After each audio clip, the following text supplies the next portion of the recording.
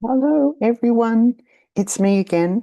I hope this is working. I've got my headphones on because I'm staying with Lisa and two dogs, and so it's a bit noisy in the background sometimes. Um, and they can bark, and then that would shock everyone. So I've put my headphones in. So hopefully it's better. You're looking at the Isle of Skye. This is the end of my Scottish journey and the start of my Swiss adventure. Um, I've got to say, the Isle of Skye is somewhere that you have to visit if you get the chance. Um, I've got friends who've stayed on the island, and I think you should if you could. But the you just have to see it. It was just so incredible. I was moved to tears when I actually got onto the island. It was so beautiful. Anyway, we'll get started and I'll tell you all about what I've been up to. So, my reflections for this week aren't any dramatic, huge thing that happened. I did go and visit a cemetery to find some ancestors, and it is interesting when you wander around and you see little things that make you reflect on your life and the life of the people around you. So that sort of impacted on some of my messages. I decided it was okay to do nothing. I haven't done nothing very much at all and felt that I've been on this race to get everything seen that I could possibly see. But there are times, especially heading towards the end of Scotland, that I thought I just need to really do nothing for a little while and sit. Um, then also, I got the message sort of that when you're frustrated, it can lead to growth. So see frustration in a different way. So that's some things that happened. I'll talk about them at the end. And this week, some reminders around checking in with friends that you may not have chatted to for a while. So that they're my messages that I'll chat about across the presentation. So I'm going to start with, of course, the Isle of Skye Bridge. I had to stop. I was trying to find a coffee because I left early. It was quite a drive. This day was a full day of driving, literally from, I think I left about 9, maybe even 8:30. Sorry, I've got a tickle. And didn't get home till dinner time. So, I was home about 6 o'clock. But of course, the sun stays out here till after then anyway. But trying to find coffee, it was a Sunday morning, and that was really tricky. And that's something that I guess adjusting to is being aware that if you need to eat or if you want to drink, you've got to actually get it when you see it, pull up when you see it. Eventually, I found this beautiful bakery in a tiny little village, but it's things line up. So you can find a park. Like, firstly, you can find somewhere that you can see that looks like you could eat there. And then if there's a park, if there's a space that you can get into. It feels like sometimes things line up so you can actually find these places. And I found a lovely bakery where I could buy like a fresh roll with a lovely coffee to go with it. And of course, some carrot cake to take along the road. So the scenery in the Isle of Skye is it is similar to Scotland, but it's also very rugged and different. And I guess it's a bit like New Zealand compared to Australia. It's compact. So you could see everything like you drive over a hill and you'd see a whole new vista. And of course, because the mountains are very high, the clouds accumulate. And so, therefore, there are lots of waterfalls on the Isle of Skye, but I don't know the names of all of them. And I certainly didn't get to see many of them because being a Sunday and school holidays, it was like there were thousands of people out and about. These are two of the famous sites, and you will notice if you look to the left that I am standing at the edge of a cliff. And again, that is something, it made my stomach drop. It made me feel violently ill. Um, I couldn't look straight down. If I looked across at the waterfall, I was fine. But as soon as I looked down and realized I'm literally on the edge of the cliff, why they have to build them right to the edge, I do not know. But anyway, I took a photo of the beautiful waterfall and I did write the name of it down. It's called the Milt Falls.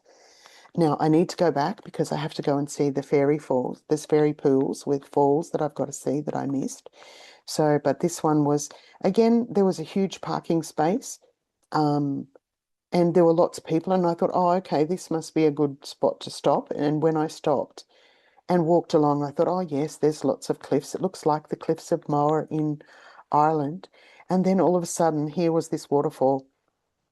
So, the picture on the right, the image on the right, especially that tall, pokey up stone, I think it's called the Old Man of Storr. Now, again, when I got to the base of that, there's a car park, but the car park was so full and there were so many people, I couldn't even stop.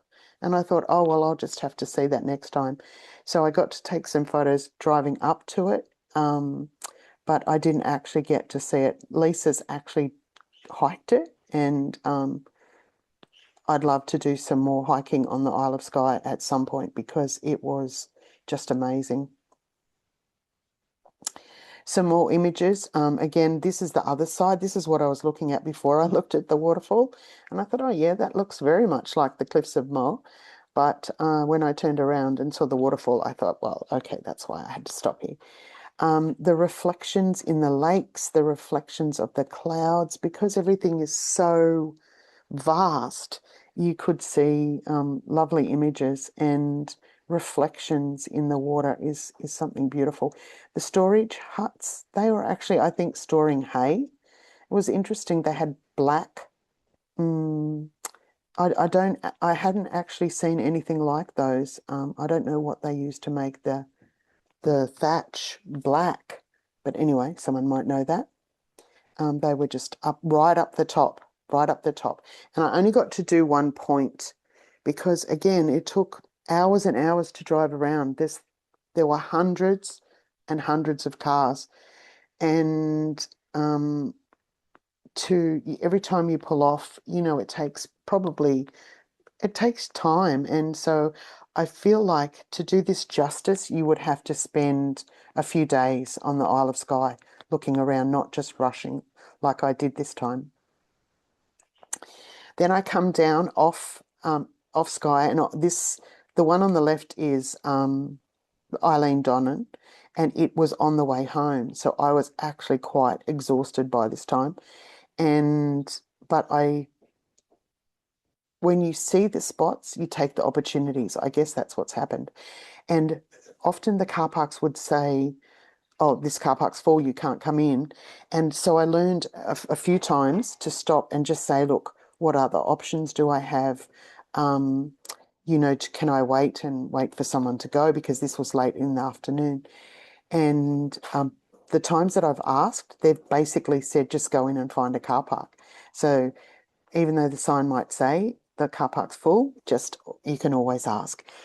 The castle on the right is called Doon Castle, and it's a hidden little gem, I'm not a huge Monty Python fan, but apparently this is out of one of the Monty Python movies, and also was used for Outlander in some of the scenes in Outlander. And so I bought a audio tour inside there, and it was spoken to you through one of the guys that played in Monty Python, and also Jamie, Sam Hewen, who plays in Outlander. So that was a special thing just to do. Again, there's so many castles, you just never know which one you're meant to see. And so again, for me, it's about things lining up. and seeing the ones that are on the path that I was going at the time. Now, I was going to go see this beautiful library that I do have to go back and see in Periphery or something it's called, but it was closed because it was a Monday. And so I ended up going into this little village near it that had a cafe. It had an art centre and cafe, and I thought, okay, I need to get some carrot cake. I'm going to stop here. And when I went in, it had this giant tree was advertised on Google, so I knew that that was there and I would go and see it. But on the left is part of an art centre that is in this town called Burnham and Dunkeld, and that's where Beatrix Potter and her family used to go for holidays in Scotland. And it was the most beautiful place. This little arts cafe was set up and with a display of Beatrix Potter's life, just a compact little display, but they had original books there, and I just love Beatrix Potter. I just think it's so sweet. Her stories are very genuinely gorgeous, and so I went and spent time walking around, having a look, at the forest, and I think I've told you already, but I'm chasing fairies for my granddaughters. And so I did quite a few little videos in this forest because it reminded me of the faraway tree in Enid Blyton, for those of you readers of children's books, and the movie that just came out. You can go and watch it. It just looked like the faraway tree. This is the Falkirk Wheel, and again, if you love heights, great. You really would enjoy this. For me, there is no way in God's earth I would get into this is a little canal boat in here at the top, and it slides into this section, and then the whole thing spins like on this as a pivot, and it ends up down here at the bottom, and then a new one can go into the top, and then they rotate it again. And the man there was standing. I don't know if you can tell how ginormous this is, but it is so high, and there is no way that I could do it. But yes, Yvette, it is an amazing feat of engineering, and well worth going and sitting and watching. I didn't go in and do the full-on things. Again, everything adds up. When they're, 12 to 20 pound or euro to go into it, you have to make decisions about what you need to see. And for me, this one was good. I sat there and watched it do a full loop. I've got that on a video for anyone ever wanted to watch it. Very unexciting, but it was interesting. These are the Kelpies. Now, again, I'm a fan of Trisha O'Malley is a Scottish writer, and I read her her books, and I had heard of the Kelpies and they're mystical creatures, water horses. Whether they're good or bad, is depending on the story you're listening to, but protector of the locks, I think, would be a good way to describe them. But these sculptures were incredible and reflecting in the sun, just amazing. The guy that designed them, or person that designed them, is just amazing, and I really loved visiting them. You paid for car parking here, and that got you in to see the statues. So I'll just keep going. And then where I was staying on my last night two of my last nights at Bannockburn. This is the statue of Robert the Bruce. Is that what he's called again? Yes. And he was King of Scotland from 1306 to 1329, and had, like, there's so many stories, and there's this beautiful artwork. Well, I suppose if you can call beautiful, violent war scene where they, overthrew the English again. This the thing that I guess for an Australian looking at historical stuff like this is we have no idea of the violence and destruction caused through warring over boundaries. That's what hits me as a non UK person. But anyway, the stories are amazing, and the the the monuments they build, this where it was situated was the top of a hill that looked across to a castle. You could see the castle in the background, and they'd created this space. It's a circular space that has beautiful poetry. And here's another Robert Burns. Robbie Burns, some words of his, I think, are all Robert the Bruce, I'm not sure, around the monument. And the words are just so beautiful, and they resonate for anyone who loves their country, which, I love our country, and I know like the Indigenous populations use that word so special. But here they have the same sort of feeling. They're proud of their country itself, and that hit me in this monument. I then went to my new favourite palace. This is a place called Linlithgow, and Linlithgow, bizarrely as it does, is where some of my mum's ancestry comes from. 5 generations back. Sorry, 5 great-grandparents. So that's 7 generations back, I guess, from me. And I wanted to go to this, dot on Google, which says Linlithgow Castle. When I got there, it's one of those beautiful little cities that has a traditional street. It had even cobblestones, the same, you might see them here beside the man in his Scottish kilt. Cobblestones. So when you hear the cars driving over the cobblestones, it's such a different sound. And this is a fountain in the middle, and it had, again, somewhere easy for me to park, a lovely cafe to have lunch, and then off I went walking. So on the right, this is the church, the cathedral in the front of the castle. It was closed. It shuts at 1 p.m. for those who want to go there. You have to get there in the morning. So I couldn't get inside it, but it had this amazing gold pinnacle at the top, and throughout the castle, the palace. So it's a palace, not a castle. And that meant so much. But you could see this, the cathedral spires through my pictures. It was huge. And again, the threads of stories that come together. So this is where Mary Queen of Scots was apparently born and raised as a very young child. And I believe the story is her mother was killed and she was raised by other people.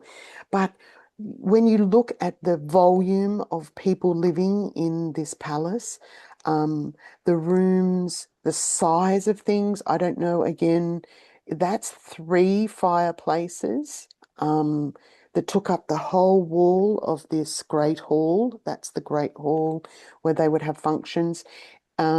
Normally, when you've got these pokey out bits, again, that's where there's a floor. There's been a floor. This apparently caught on fire, and it is part of this Scottish heritage, so it's well looked after.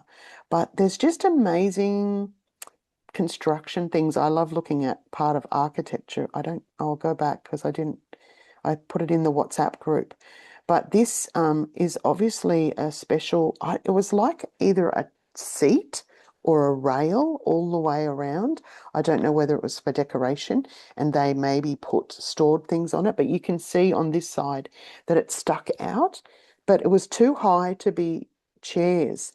Like you would have to have been a giant to be sitting on it. I couldn't have sat on it. So I thought maybe it was a bench for holding things. Not sure. Someone else, again, might know the story behind that. When they dug it up, they found lots of, again, these interesting artifacts. And for me, they're little pipes Apparently they had small pipes because tobacco was very costly.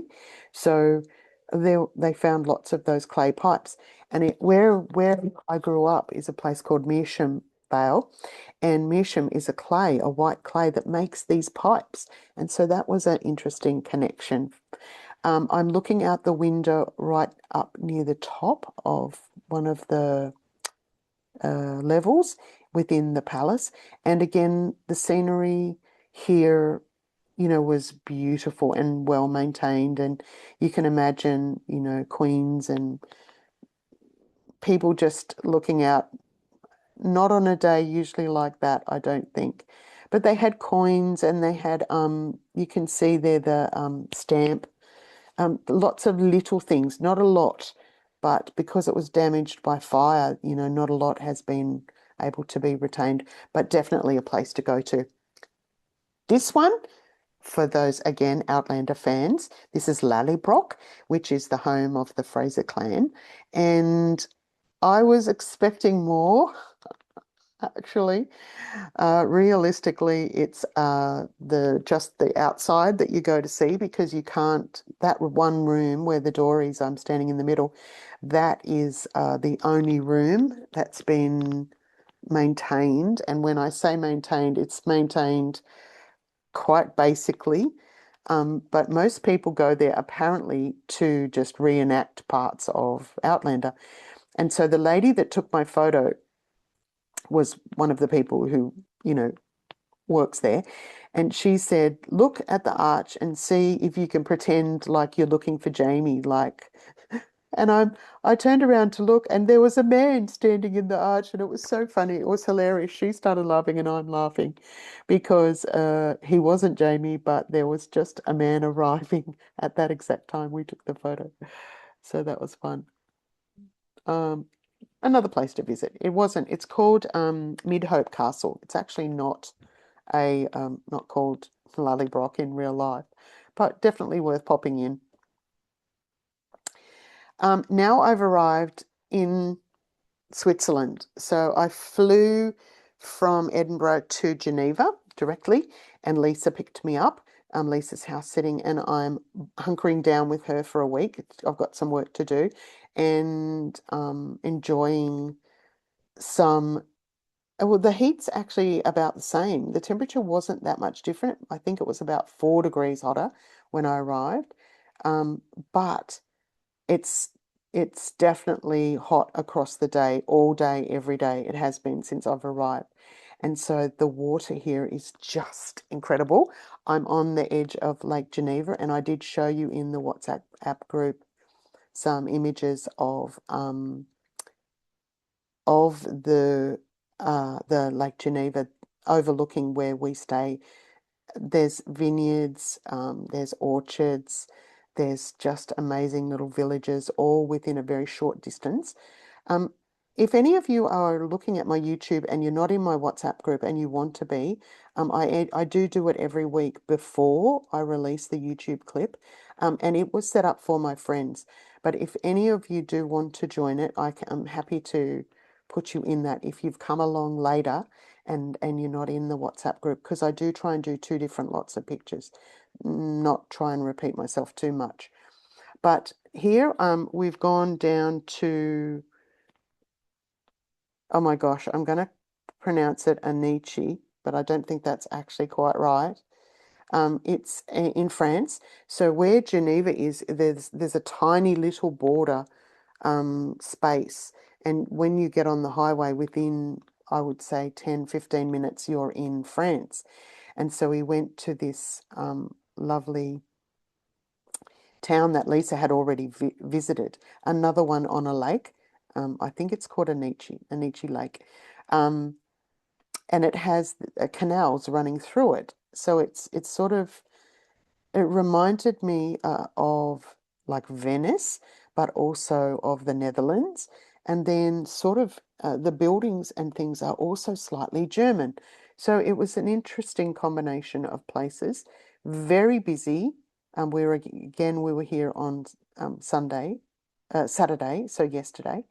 And the thing I wanted to show you was It was so hot, and I found it quite interesting that they didn't make the lake usable for people who want to swim in it. And then I realized, obviously, for probably 10 months of the year, no one would want to swim in it because it would be freezing.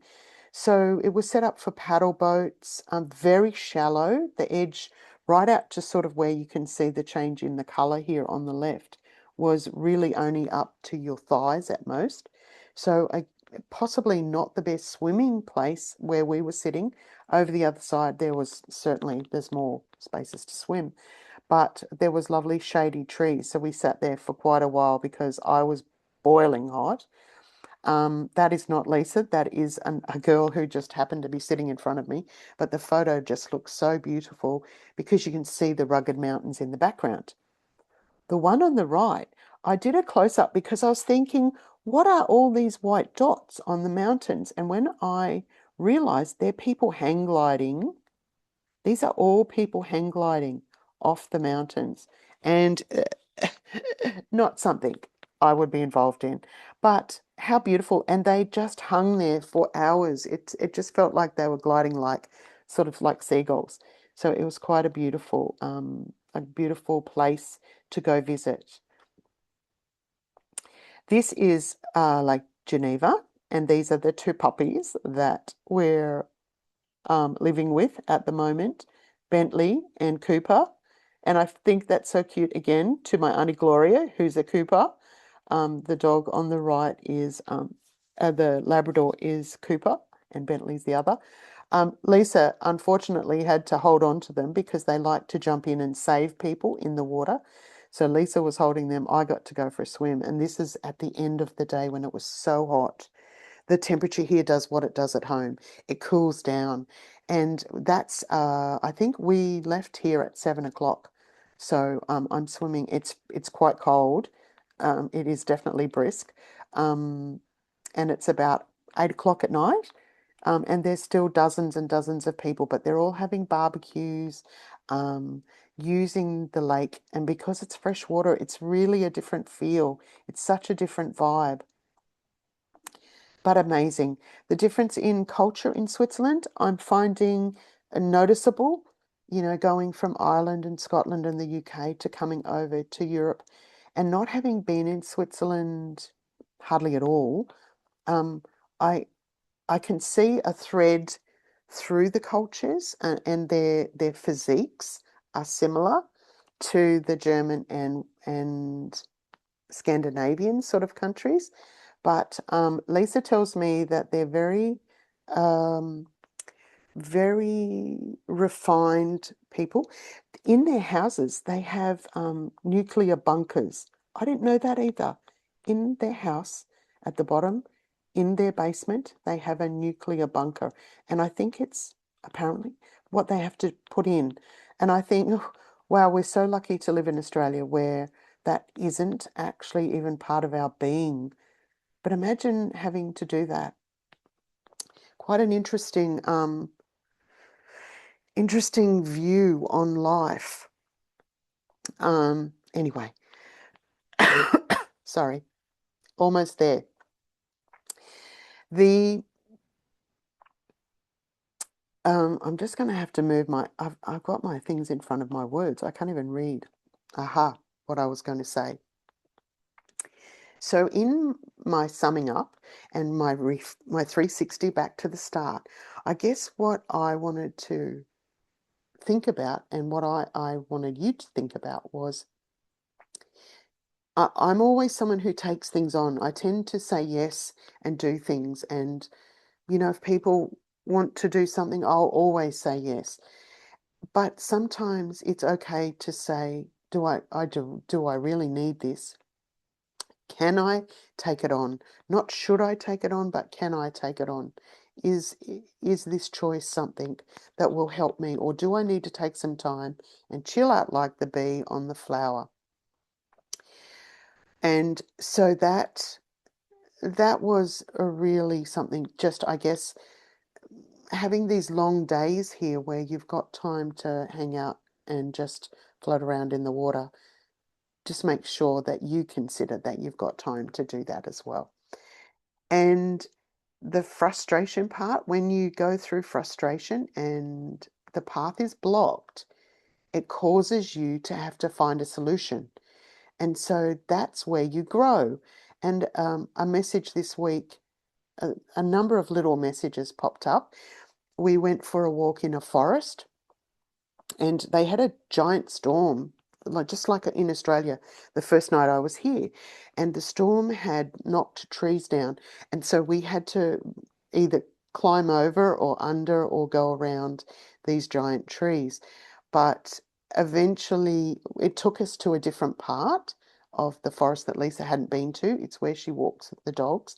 And the photo of the dogs, I think that I showed you in the WhatsApp group, was in the little stream that runs through it.